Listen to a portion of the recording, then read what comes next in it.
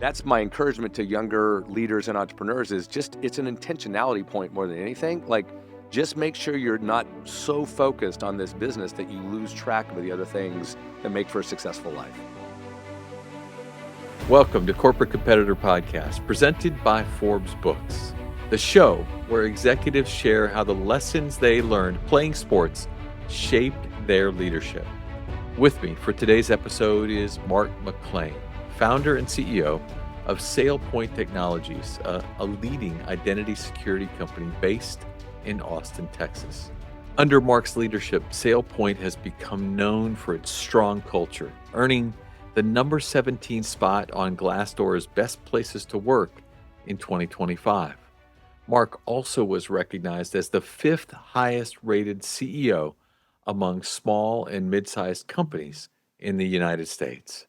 Our mutual friend Adam Whitty introduced me to Mark when he published his book with Forbes Books.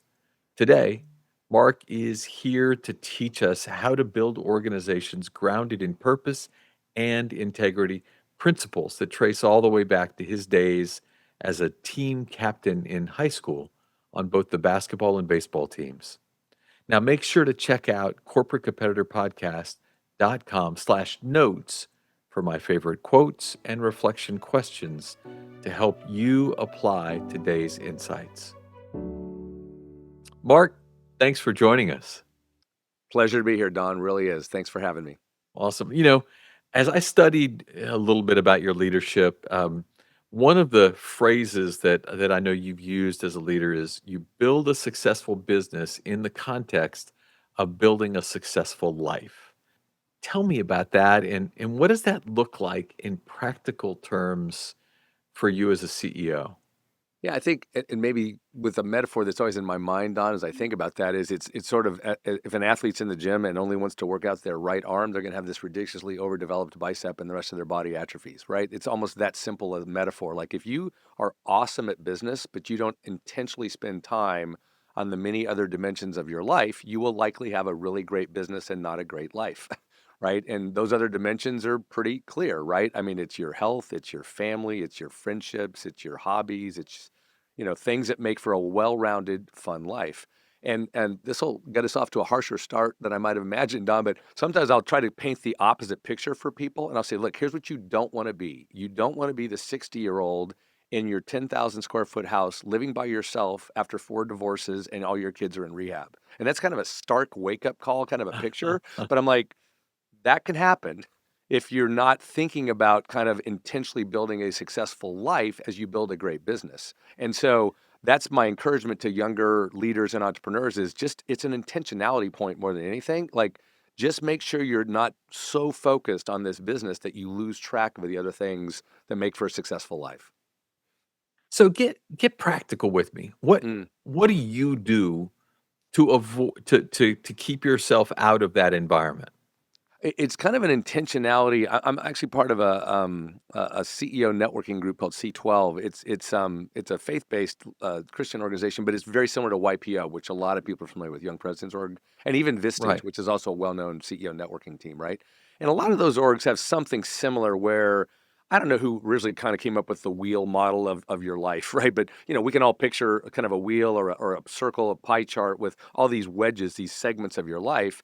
And it's kind of an intentionality in that context of C12. Once a month, we sort of come with sort of a grading, a 1 to 10 grading on all these dimensions of our life. You plot it, and then guess what?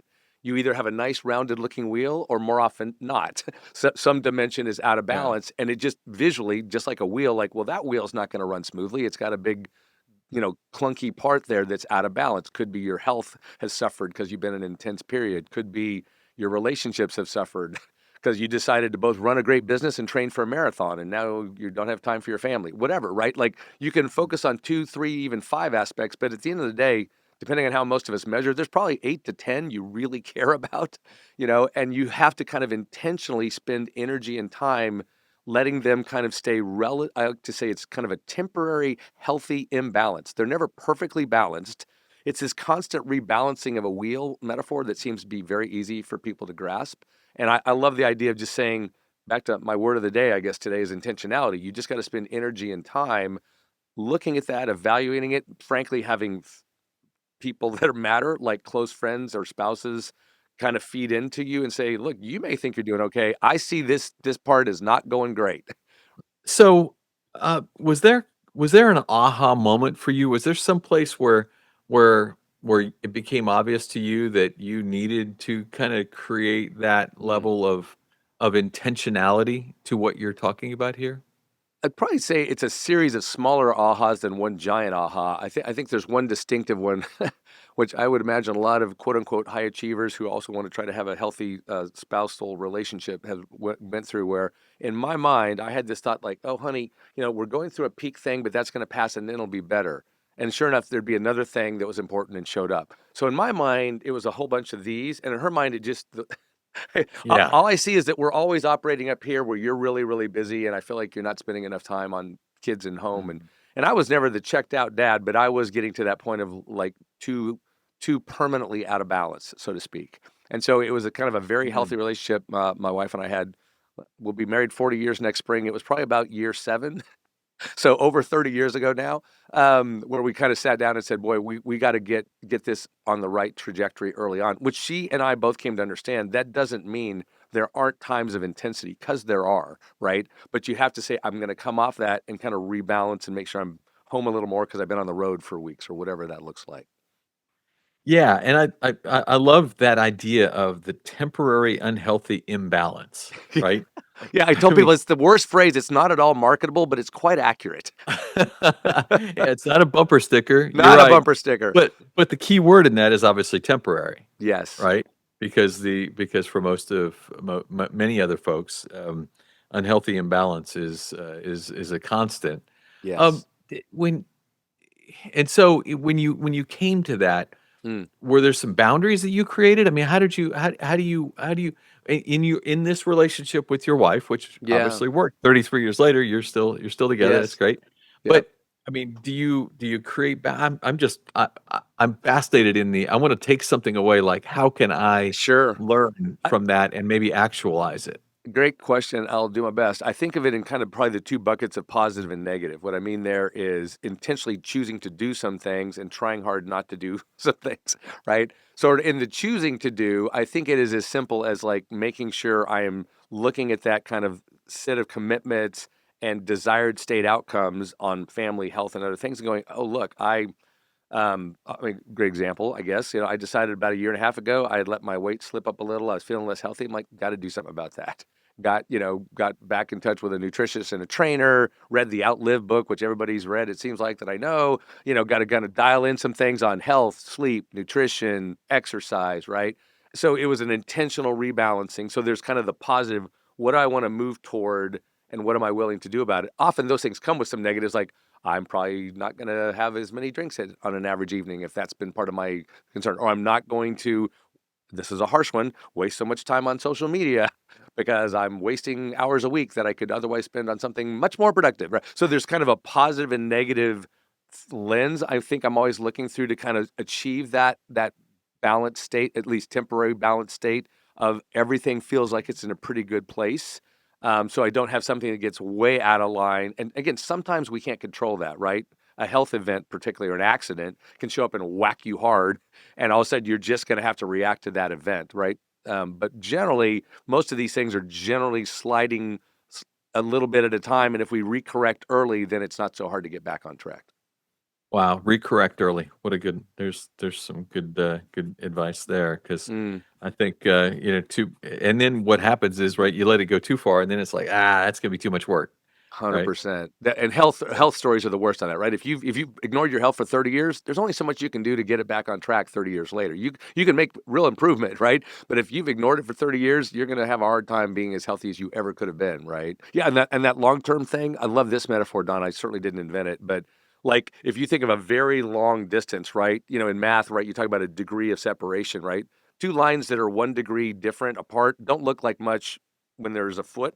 If you're trying to hit the moon and you're 1 degree off, you miss it, right? Like Right. when you're going out a Yeah. long ways. So if your You missed life the is a lot, galaxy. Yeah. yeah, if your life's yeah, you're out in space dying. So if your life is a moonshot, then you kind of got to think, well, I got to be thinking about kind of that Stephen Covey begin with the end in mind. Like, where do I want to be on all those Yeah. dimensions, health, marriage, family, all those things. And I got to think about if I get a degree or two off now, if I don't recorrect it, I'm never going to hit the target out there, probably, right? So I love that Wow. metaphor too of kind of pay attention to small variations because you don't notice them in the short run, but in the long run, they really matter. They matter. Another nugget that I read as I was studying up on you was this piece of advice you got many years ago when you were at IBM. Oh, yes. It was a quote that said, "Spend 90% of your time on your job and 10% on your career." The first time I read it, I was like, I don't get this one. I had to dig deeper and read a little bit more. If you spend like 80/20, in other words, you're spending 1 day out of 5 on your career, you're probably not doing a great job. If you're spending that much time networking, meeting people, and not kind of doing a great job at your job, you're probably not gonna do a good enough job that you're gonna be recognized, rewarded, and offered opportunities to And go even have forward a career. or even Yeah. have a career. Thank you. Even Yeah. more harsh, but I like it. And of course, on the other side, and this is the way more common mistake, I think, is 100% on your job, none on your career. And Mm. something really interesting that I read in some book, I'm going to forget which one at the moment.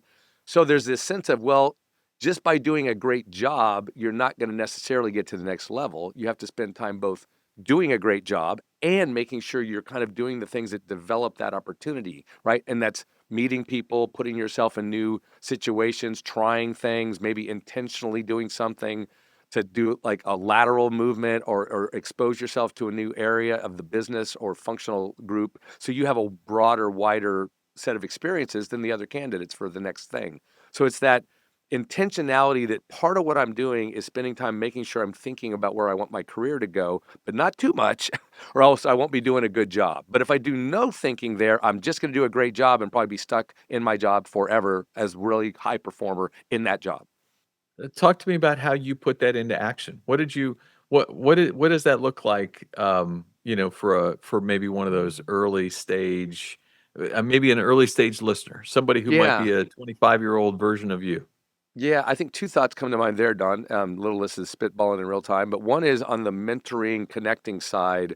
I'm a fan of this, whatever the common phrase is today, personal board of directors, like multiple mentors that give you different perspectives, perhaps, on where you want to go and how you want to get there. So, kind of intentionally developing that mentoring thing. And a lot's been written in this. I can't go deep here and don't need to, other than to say, if you're a potential mentee wanting to work with a mentor, expect that it's not just show up and go, "Hi, I'd like you to help me," right? Come to them with, there's some things I'm wrestling with, or things I'd like to go toward. How can you help me think about getting there? Very specific advice, I think, is a big idea there in mentoring, seeking mentoring help. And then on the other side, and this is probably the one advice I give more, I honestly accidentally got here a little bit, Don, rather than as intentionally as I'd like to admit. But I did a lot more lateral movement early on in my career. And I think when I got to the point of having the potential to lead organizations, which I've been blessed to do for like 25 years now, the fact that I had worked across so many different parts of business gave me a huge advantage. So the area that I didn't have as much exposure to was finance, but I had an MBA, so at least I could talk some of the language. So like ultimately, by the time I got a broad-based CEO leadership role, I had some level of depth and familiarity with this broad array of things, but it looked like a wandering career path early on. I'm over here, I'm over there, I'm over here, I'm over there. In retrospect, I'm like, oh my gosh, that was such great training and exposure. So sometimes I'll tell people if you get fixated on the vertical path, I'm a programmer, I want to lead an engineering team, or I'm a rep, I want a sales team, run a sales team. Like, give yourself flex that maybe you can wander over here and there and still get here, but by the time you get there, you're going to be more well-rounded than the guy who went straight up. That was so good. I wanna rewind the clock a little bit. You were team captain in both baseball and basketball growing up in Southern California. Yes, well, So at a small high school, and it didn't matter much. But anyways, yes, those are facts.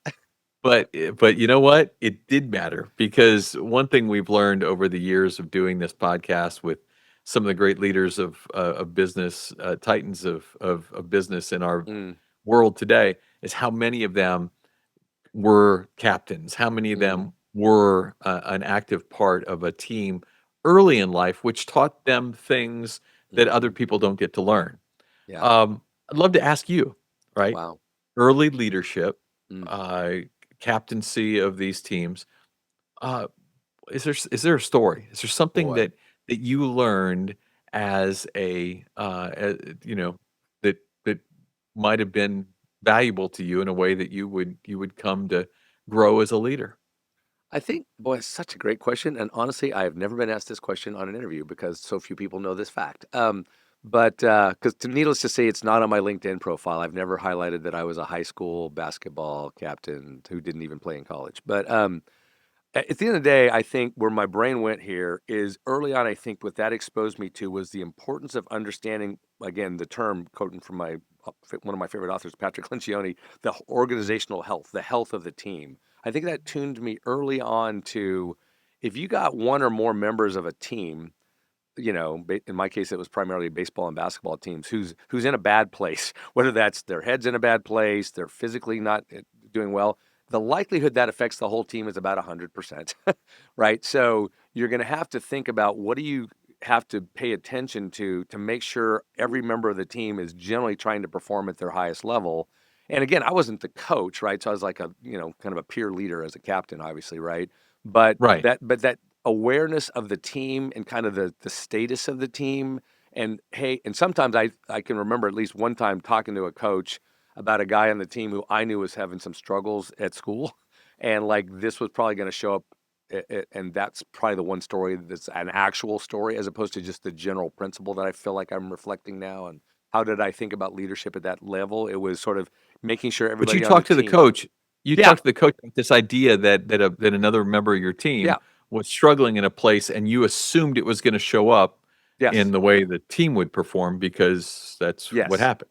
And I'd make a side note here, and you're way more expert on me, obviously, than sports with your background. But I've learned to delineate pretty distinctly between team sports and a sport where you're on a team. Like over in the latter category, golf, tennis, like those are individual sports, but you might or track, where you're getting a team score, but it's still kind of the individual, except maybe Ryder Cup in golf or something, right? Whereas basketball, baseball, football, soccer, those are team sports. And by definition, one person can't generally carry a team no matter how amazing they are, right? The team has to have some level of high level performance overall for those teams to do incredibly well. And I think the fact that I happen to grow up playing those kinds of sports just gave me kind of that team first mindset. I think sometimes people that Mm. grew up even as athletes but played what I'd call individual first mindset sports, it's just a different model sometimes if you're thinking about leadership. Yeah, no, I totally agree. One thing I have learned is that the further many of those if you get Mm. into an advanced role with one of those sports, right, Yep. golf or something, you end up with a team around you, Yeah. coaches, Yes, that kind of a team. trainers, but Right. that becomes a team in which you're right. That's a little different than for Yeah. example the high school level. But you And hopefully it's a team, not an entourage. not an exactly. No, nobody Yeah. needs an entourage. Right. Um, no, that idea that if one or more of your members is in a bad place, it reminds me a great conversation I had one day with Phil Jackson, the great coach Mm. of the Mm. Bulls and the Lakers, and I Mm. talked to him about bringing Dennis Rodman onto his team, Oh, and man. Yeah. what was that like to bring a guy, that disruptive and that odd? And he said, "You know what? Any good team has room for one really strange human, like one person who's just a little off the rails." He said, "You bring two of those people, and they got somebody to talk to." You know, he said, "You can always have room for one person that's dealing with their life in a different way, Their way. but if you get more than one of those people, they now have their own community." That's And so he hilarious. always was careful only to have one of Have those just one. people Have one, but only one. have one if they have a really good Yeah, I skill guess, set. yeah, you don't One. necessarily have to have one on your team, but if you see an incredible talent who brings that as a bonus, just make sure you only have one. That's hilarious. That's right. I'd also Yeah. add to that the silly phrase, I don't know what this was 2 years ago, kind of the old look right, look left. If it's none of those people, you're it It's kind of you. thing. Yeah, You exactly. might be the Right. odd one. You might be the odd one. Do you find that you lead today like a point guard? You are the first person that's ever asked that, and it's a very insightful question. Yes, because for those that don't know the game as well, right? Point guards usually aren't the highest scorers, but they're Right. sort of directing what's happening. Kind of when the team needs to kind of regroup, they either push them or slow them down. Sometimes you do one, sometimes the other. Sometimes you do, need to get in there and score. I laughed at when I played pickup. I quit doing that a number of years ago, but when I used to play pickup, like I was so trained as a point guard, like a shot would go up, I would literally be almost under the basket. I would run backwards. Like my job is to get back, and my team like, dude, you didn't even go for the rebound. I'm like, oh, right, sorry. My job was always to get back, no matter where I was on the floor when a shot went up. I'm back. So like just like some of that grounding in your role stuff, thing. But yeah, just the role, like you said, the shortstop and the point guard are kind of those roles where you're kind of directing the team, even though you can't control what they do, you can't be responsible for their performance. You're kind of that on the field. I always feel like that's in military metaphor. You're the sergeant. You're kind of close to the team and on the team. You're not the general who's giving directions from on high. That's the coach, right? You're the Right. sergeant who's kind of playing with the troops, but you're kind of the field leader. And I like that metaphor when you take sports over to military for a second. But yeah, I think that did absolutely color how I think about leading. Kind of, I'm on the floor with the team, but I'm supposed to be kind of setting the direction. Do you think that has a lot to do with why SailPoint has been so successful in this great place to work world Mm, where employees today get a chance anonymously to share yeah, their opinions and I mean, heck, your rating is number 17 there on Glassdoor is really unbelievable. yeah. Do you think part of that is maybe Mark McClain, point guard slash CEO, I'm gonna have to add this down. to my LinkedIn profile just today. I'm sure I will. Point guard and CEO.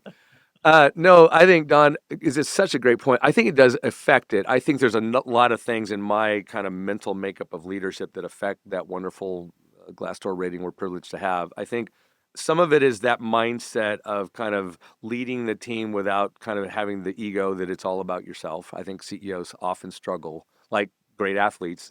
We've seen great athletes. I won't name names, but you know all the people who are kind of mostly about themselves, and the team seems almost incidental.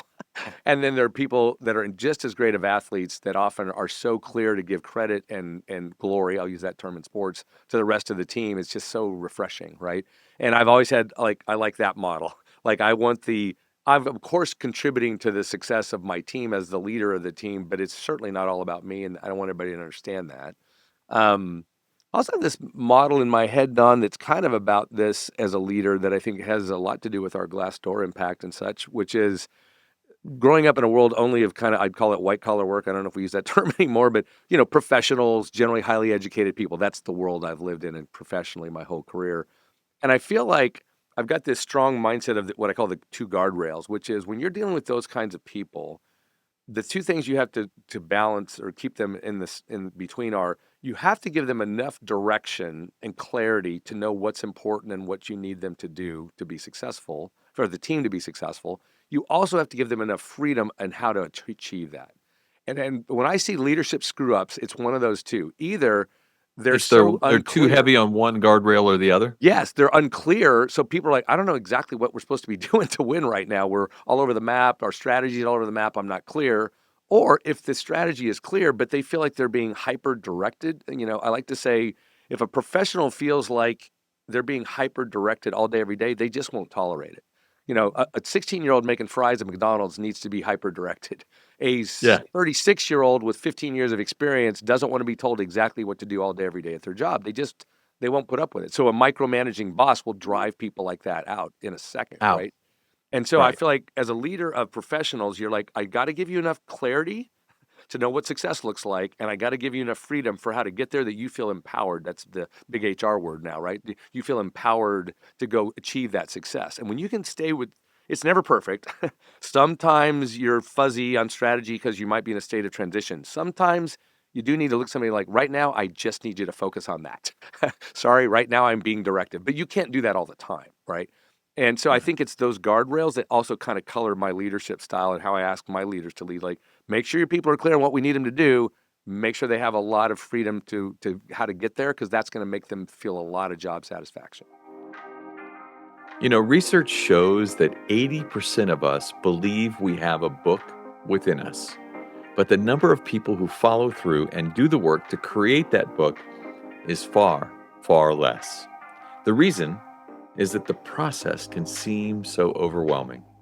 And that is why I have partnered with Forbes Books to make the process easier for those of you who listen to this podcast and believe you have a story in you.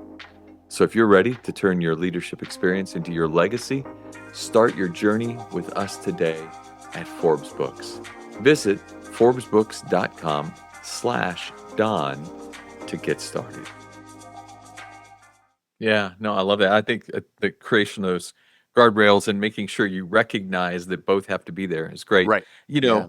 know, we opened by talking about the importance of a little bit of work-life balance, although I Yeah. always struggle with that phrase.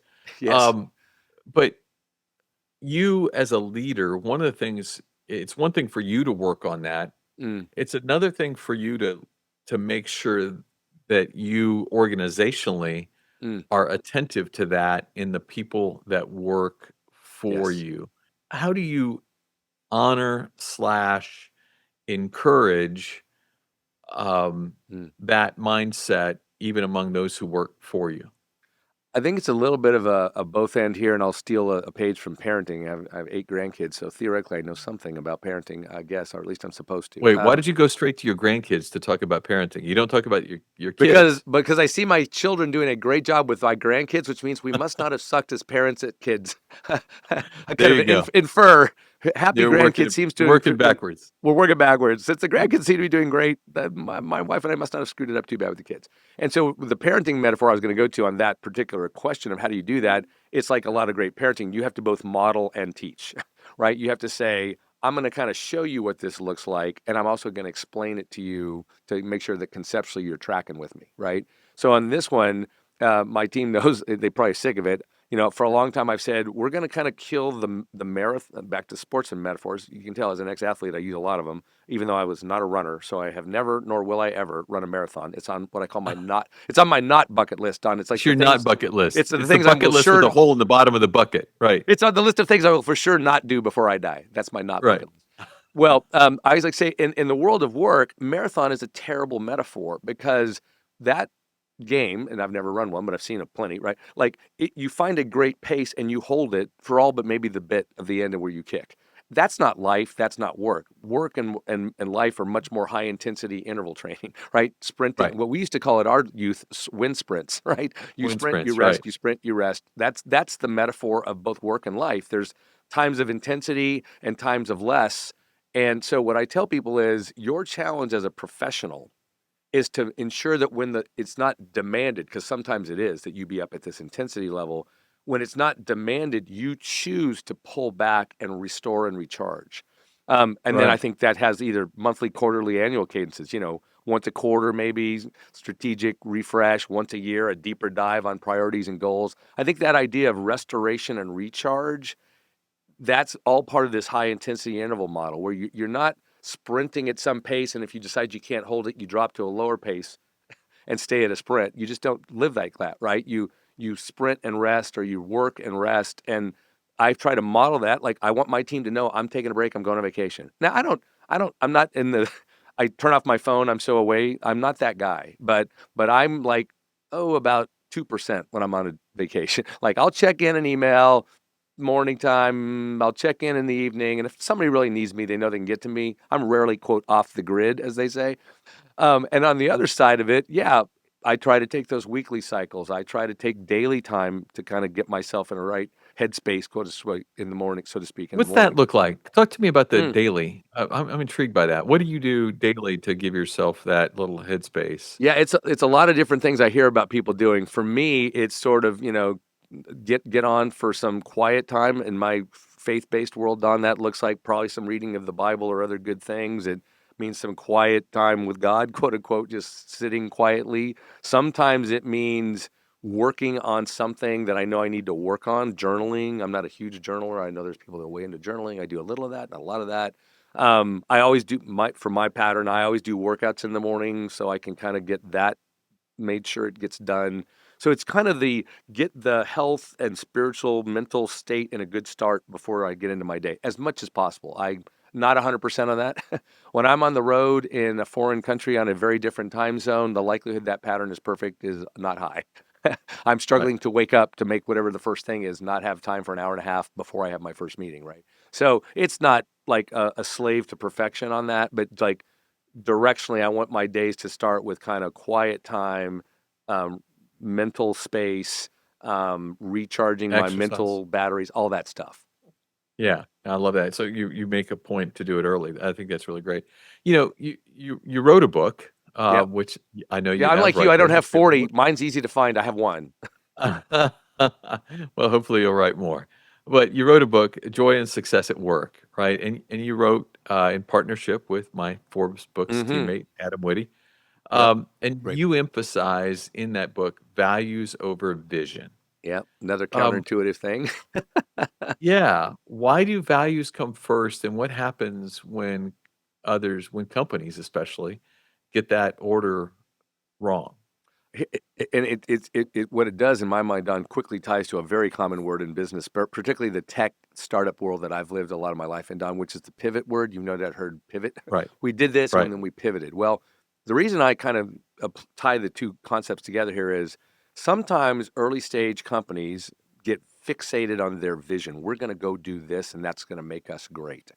And even sometimes they have early success in that thing, but what happens so often in business is you have to have enough flexibility to go, "Ooh, the world is changing. I need to change with it."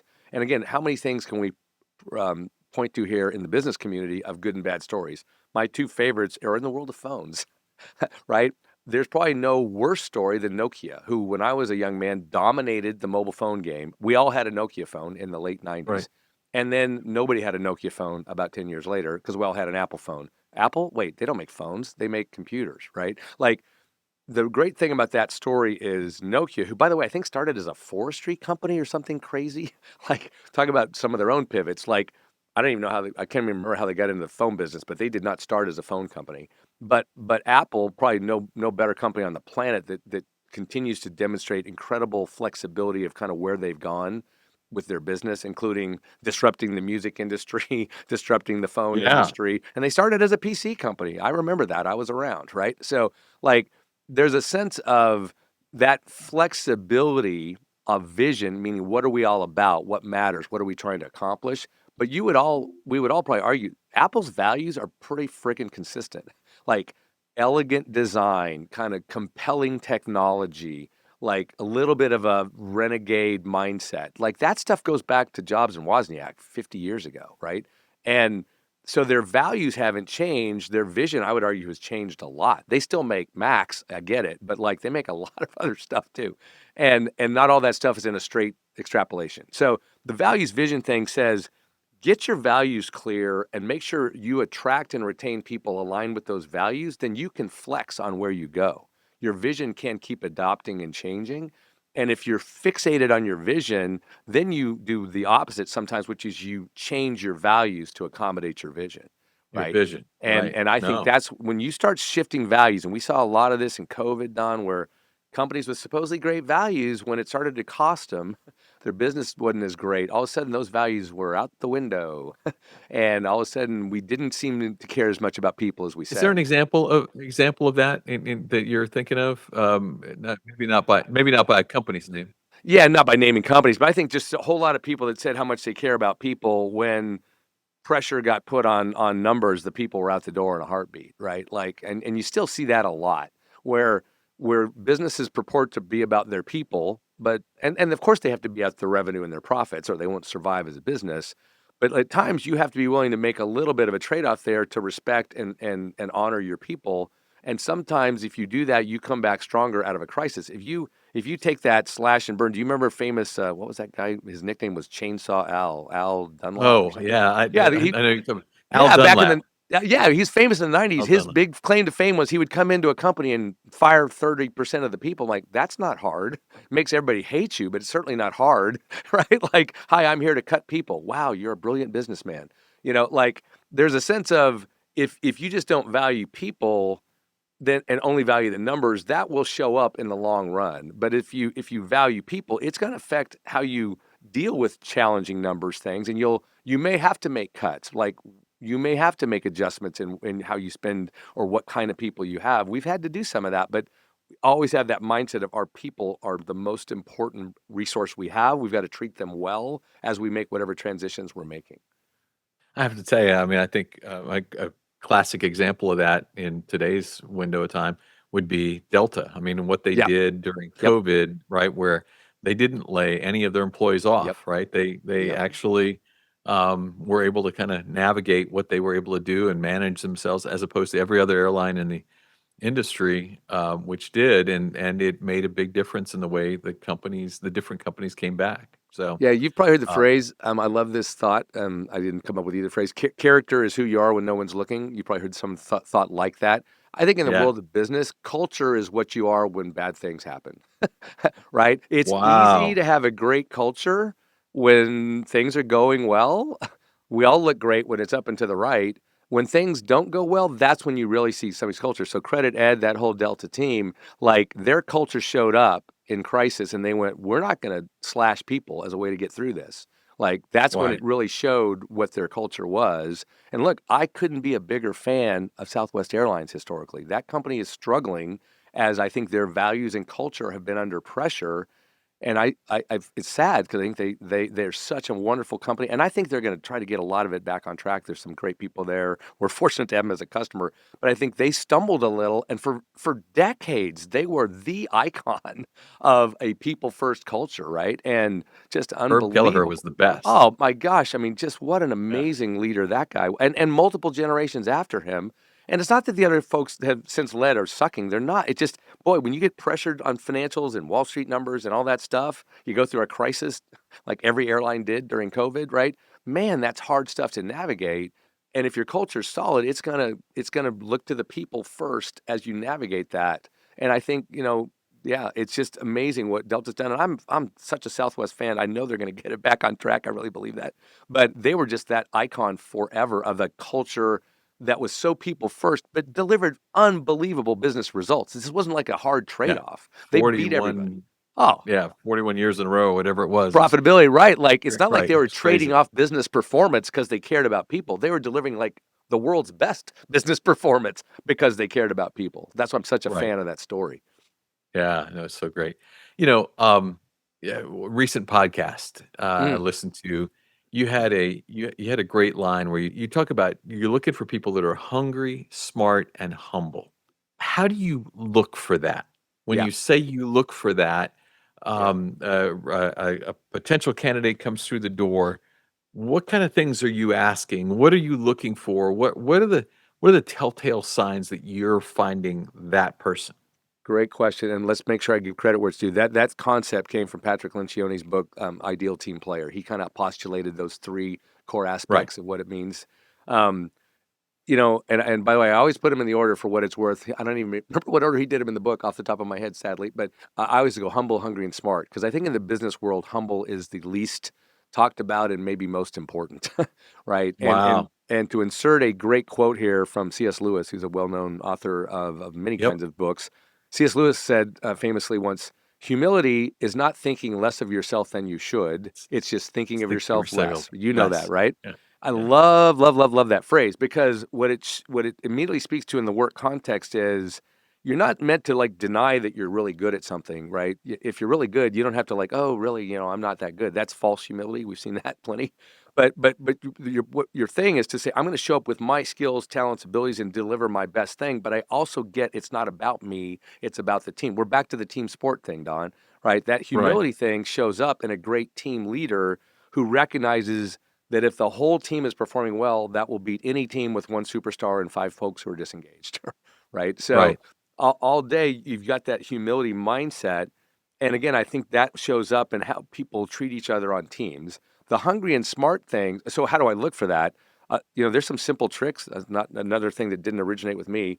I listen for I words when I'm asking about, tell me about something that happened. Well, I did this, I did this, I did this. Were there any other people involved with that? Or was that you all by yourself, building that product, doing that thing? Like you pick up on people's mindsets when they describe successful things they've been a part of if they use I words versus we words. Simple test, but pretty accurate.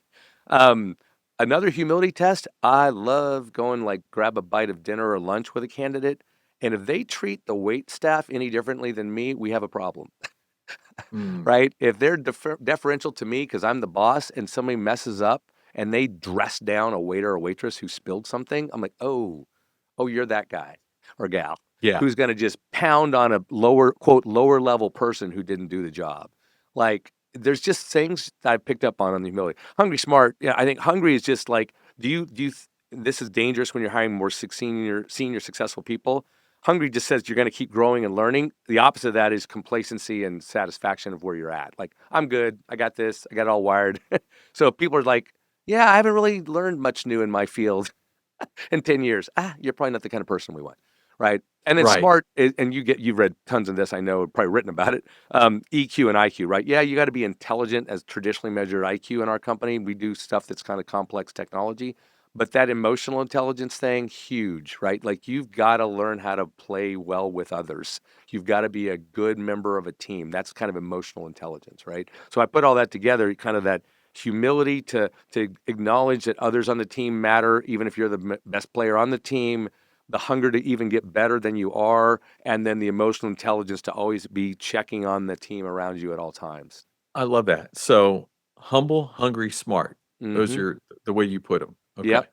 Yep. And again, Awesome. credit to Lencioni for really crystallizing that. It's just such an easy mantra and so actionable Yeah. at work. No, it totally is. Was there a time when somebody that you were looking to bring onto the team embodied all three, and bringing someone in like that transformed the team dynamic? It's hard not to think of all of my current leadership team and even my last generation leadership team, some of whom are now retired. All of them are really good at this. So I'm like, I've been very fortunate to continue to attract and retain those kind of leaders here. And my original founding team, I think, shared those characteristics.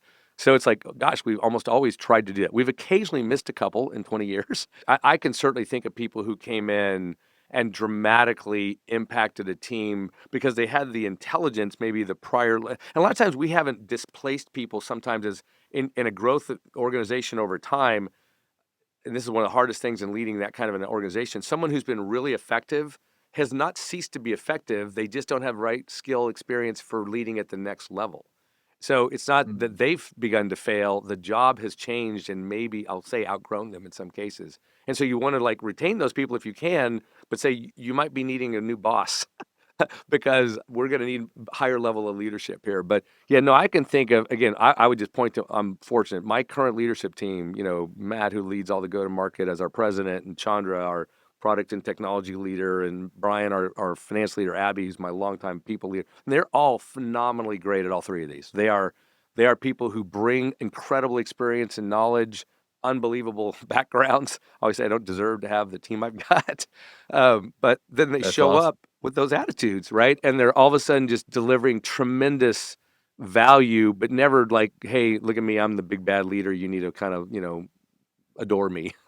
We just don't Right. tend to attract or certainly retain those kind of leaders.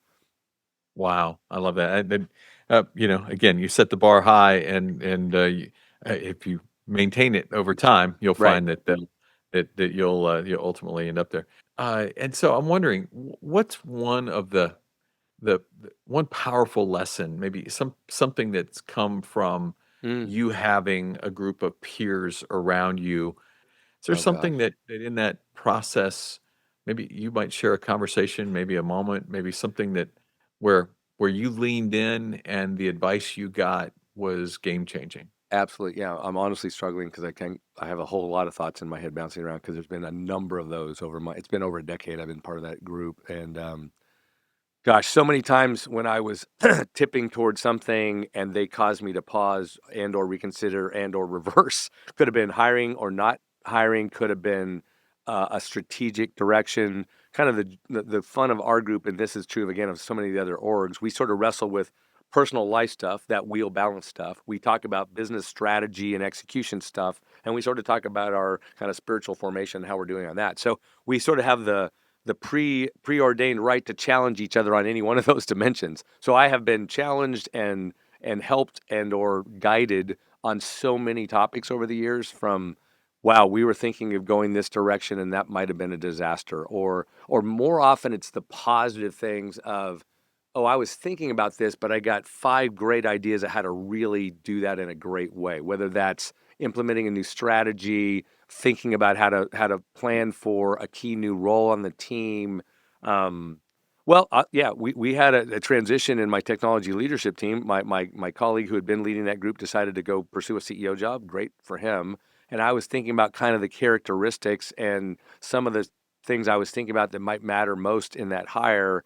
And they helped kind of refine my thinking about what mattered that ultimately led to me hiring Chandra with my team. Was my decision all alone, and never is. But Chandra, our phenomenal new products and technology leader that joined us recently, he partly is here because that team helped me refine my thinking about what were the characteristics I really needed to make sure we got in that role. What were the things that might not matter as much as I thought? So we just talked through what was I really thought we needed, and where was the company in our strategic journey, and what things were going to matter most in the next few years, and therefore what skill sets and or experience mattered the most. Just to put a little more specific here, Chandra came from a very important leadership role at McKinsey. He was the tech practice leader at McKinsey. Big job, right? The whole technology practice at McKinsey could have gone a whole lot of places. And the worry was he hadn't actually led a product team directly. He hadn't had the exact job we were hiring for. So at one hand, you go, that guy doesn't have direct experience in what you're doing. That's risky. And it was at one level, right? And so we talked through that, and my team and I had those conversations with others, but my C12 group was pretty influential on that dialogue. And we talked about what did I really need, and what I needed was vision and direction, which somebody with strategy background has loads of, and they gave me thoughts on how to test on the execution thing, and we drilled in on that and got comfortable. And Chandra's just turning out to be a really great leader. He's got the vision, he's also got the focus on execution, and we're making tremendous progress in our product. So But it took maybe having a group of your peers ask you questions like, why do you value that? And yeah, that lonely thing, part of that lonely thing is there's times when you want to have I'll call it a sounding board conversation, and it's really hard to figure out where to have that because you might not be able to talk to your current team about it because they might have a non-objective viewpoint of their involvement in that. Your own board sometimes also might not be prepared for how you're thinking about it, and you don't necessarily want to have that conversation until you're ready with your board.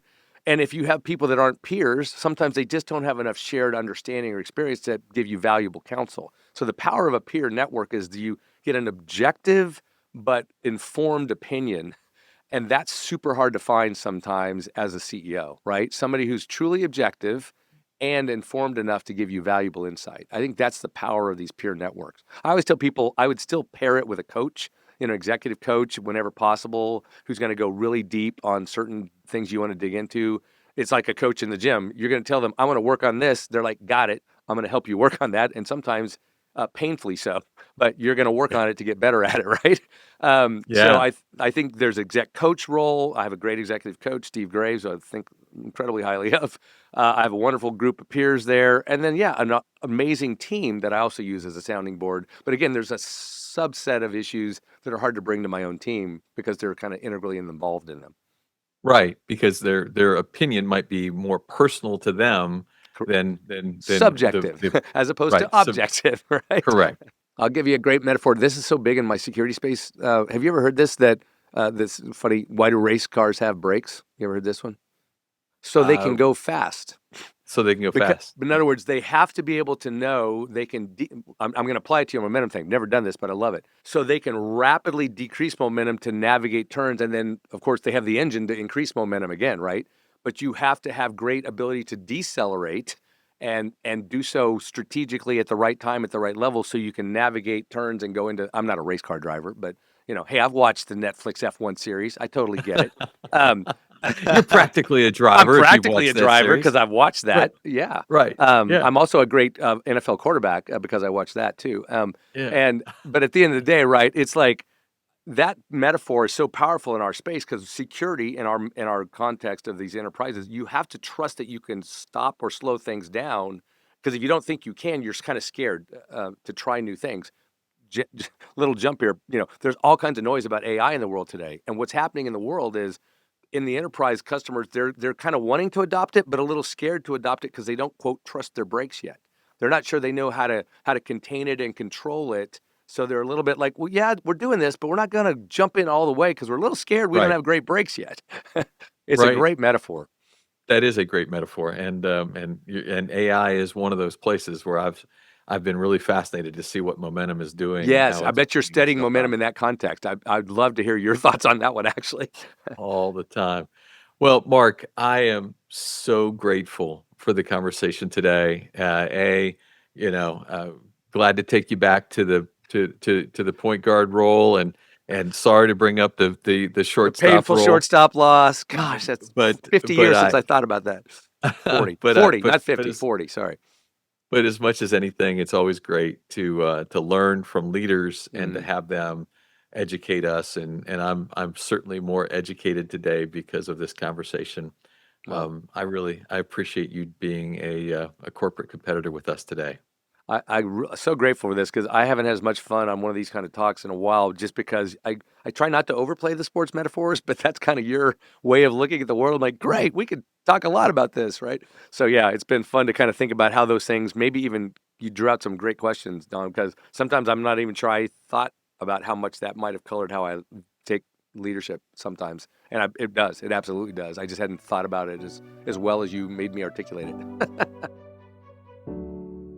Wow, what a great conversation. Mark was fascinating to me, and in so many different ways, he got deeper than some of the other conversations we've had. So very, very, very valuable, and I'm so glad that Adam Whitty introduced us. I was fascinated by his opening discussion about the importance of that idea of work-life balance and how we need to work through it, and his use of the phrase, it's okay to have temporary unhealthy imbalance, but it has to be something that you are recorrecting early. That unfortunately for too many people, that imbalance is never recorrected, and as a result, it actually drives a wedge between those who you need to be most careful to protect and your work. That was really meaningful, and I love the way that he used that phrase, that it can actually occasionally come into play, but if you're not careful, you're in trouble. My second big takeaway actually was that job versus career discussion. I love this idea that mentor of his, or that person at IBM gave him that idea that 90% of your time should be spent on your job, 10% on your career. And the first time I heard it, I didn't quite understand it, but it made complete sense the way he described it. 90% of your time should be spent being really good at what you do, right? Be good at your job. And then spend that other 10% of the time, networking, putting yourself in new situations, finding mentors, creating those opportunities for yourself to grow. And but if you let that balance go any further in either direction, you could find yourself in a position where you're not capable to grow within the organization, and you'll find yourself quite frustrated. I loved my third great takeaway was really around that idea of, this guy his company has an incredible Glassdoor rating. There's something special about it, and an unbelievable CEO approval rating. But a key element of all of that is culture and what they work to build and the way they try to make sure they're representative of everything they stand for. But I loved his line when he was defining culture, which I listen to this question all the time. But he said, "Culture is what you are when bad things happen." That if things are going poorly and your culture doesn't become the driver in the solutions you go to find, then it's probably not your culture. It's a phrase you put on the wall. Great, great line. And then his last piece, great nugget for me, was in hiring, looking for those three things: humble, hungry, and smart. Humble being the one that he was most focused on. He said that's a loss in most conversations in the world of business. We don't look for humble, but they do. They do. And Mark has been able to surround himself by an incredible number of great leaders as a result.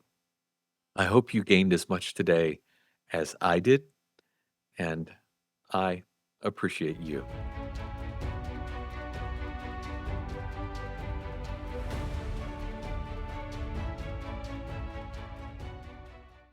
Adam Whitty says it's fantastic. So Well, what I does love it. Adam know? That's true. He's only published a few books. Yeah, What does he know? exactly.